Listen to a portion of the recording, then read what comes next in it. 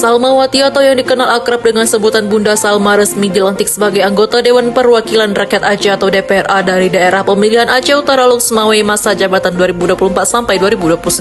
Pelantikan diadakan secara terbuka di gedung utama DPRA dengan sidang pelantikan dipimpin oleh Ali Basrah pada Rabu 21 Mei 2025. Selain Salmawati, diketahui terdapat dua kader lainnya dengan agenda yang sama yaitu M. Yusuf, Pang Uco, dan Azhar Abdurrahman. Basrah mengatakan bahwa hari ini DPRA mengambil sumpah 3 orang anggota Partai Aceh untuk menggantikan anggota yang telah mencalonkan diri dan terpilih sebagai kepala daerah.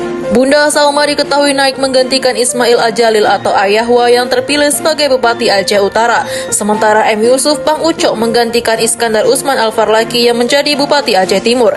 Dan Azhar Abdurrahman menggantikan Tarmizi yang kini menjadi Bupati Aceh Barat. Gimana Bunda perasaannya Bunda? Perasaannya Alhamdulillah puji syukur pada Allah. Fokus kita kemana nanti Bunda? Iya. Fokus kita melaksanakan